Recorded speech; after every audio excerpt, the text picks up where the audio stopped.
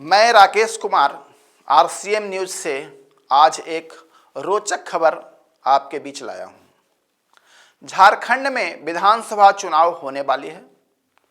BJP 13 साल पुराने data पर झारखंड में बवाल मचा रखी है। आखिर 2011 के आंकड़े के जरिए पार्टी क्या साधना चाहती है? चुनावी साल में झारखंड में आदिवासियों और मुसलमानों की आबादी का मामला दिन ब दिन तूल पकड़ते जा रहा है। भारतीय जनता पार्टी का आरोप है कि राज्य के संस्थाल परगना में पिछले कुछ सालों में आदिवासियों की संख्या में कमी आई है, जबकि यहां पर मुसलमान बढ़ गए हैं। पार्टी का कहना है कि यह सब साजिश के तहत हो रही है। पार्टी ने चुनाव आयोग में भी इसकी शिकायत की है।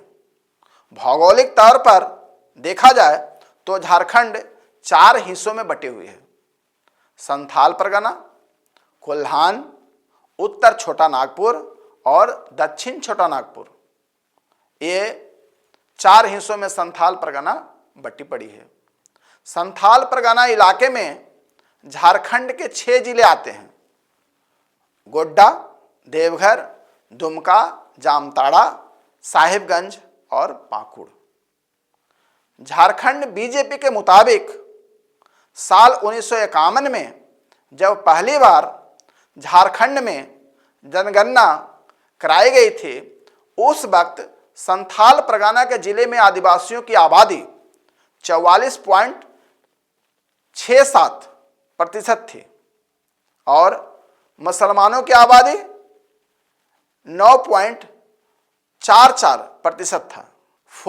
45.9% आबादी दलित थे, ओबीसी और स्वर्ण समाज के थे।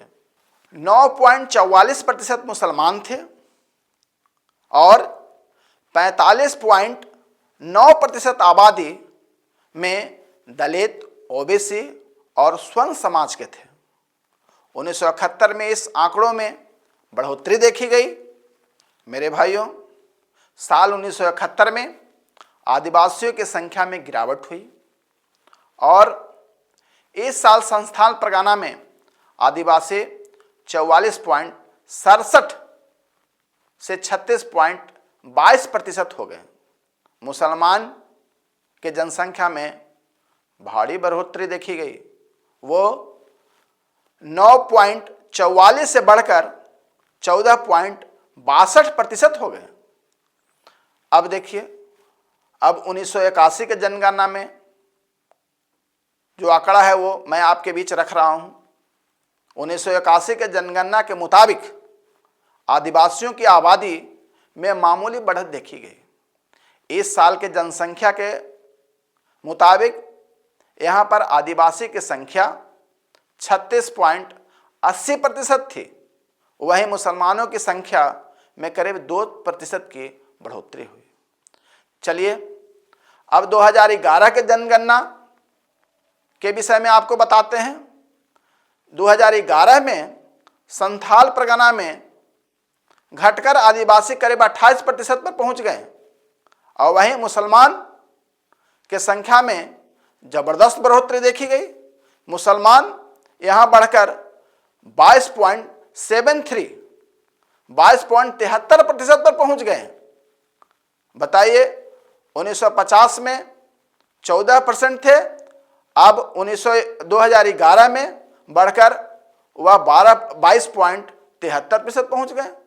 बीजेपी प्रदेश अध्यक्ष बाबूलाल मरांडी के मुताबिक इस इलाके में बड़े पैमाने पर बांग्लादेशी घुसपैठियों का प्रवेश हुआ। झारखंड का संथाल परगना बंगाल सीमा से सटे हुए है, उससे लगी हुई है। इसी के जरिए इस इलाकों में बांग्लादेशी आकर बस गए हैं। ऐसे आपको भली भांति पता है कि पश्चिम बंगाल सरकार बांग्लादेशी घुसपैठियों को आश्रय देती है और उससे पश्चिम बंगाल सरकार को चुनाव में इसकी फायदा होती है। पूर्व सीएम चंपई सोरेन ने विधानसभा में इसको लेकर एक बड़ा बयान दिया था। उनके मुताबिक आदिवासियों की आबादी पूरे झारखंड में कम हुआ है। यह क्यों हुआ, इसकी समीक्षा की जानी चाहिए। आदिवासियों को उसके हक और अधिकार मिले तभी बात बन सकती है। अब आगे की ओर, संथाल परगना में धर्म परिवर्तन भी आदिवासियों के कम होने की एक बड़ी वजह है। 2017 में सरकार ने इसको लेकर कानून भी बनाया था, लेकिन इसके बावजूद कई जगहों से जबरन धर्म परिवर्तन के मामले सामने आए। बहुत रोचक विषय में बात कर रहा हूं और एक मजे की बात बता रहा हूं आपको।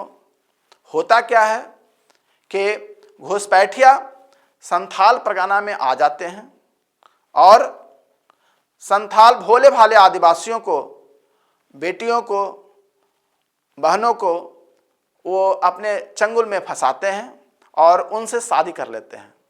एक्चुअल में संथाल परगना में कानून बनी हुई है कि जो विधायक, एमएलए, एमपी, पार्षद, मुखिया, ये सब चुनाव जो हैं, ये सब पद जो हैं वो आदिवासियों के लिए आरक्षित है। और उसी के ध्यान में रखते हुए मुस्लिम लोग उनके बेटियों से शादी कर लेते हैं और शादी करने के बाद फिर उनको चुनाव में लड़ा देते हैं, उनको चुनाव में उतार देते हैं। वहाँ पे संथालियों और मुस्लिम की एक गठजोड़ है और आराम से चुनाव जीत जाते हैं। बैक साइड में उनकी वाइफ जो आदिवासी है वो रहती है और बाहर के काम, फ्रंट का काम ये मुस्लिम लोग करते हैं। तो ये प्रथा जो है वहाँ पे खास करके जनसंख्या बढ़ोतरी में बहुत फेमस हो रखी है। अब इसी को बीजेपी तुल दे रही है। बीजेपी क्यों दे रही है इस मुद्दे पर तुल?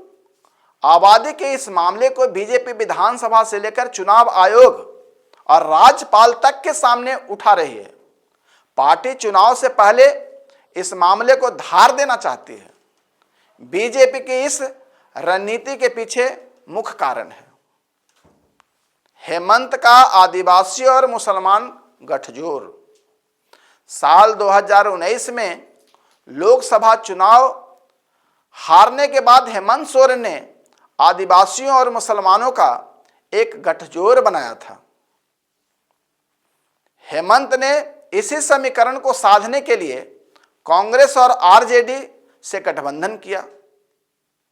टिकट बंटवारे और मैनिफेस्टो में भी इन्हीं समुदायों को तरजीह दी गई।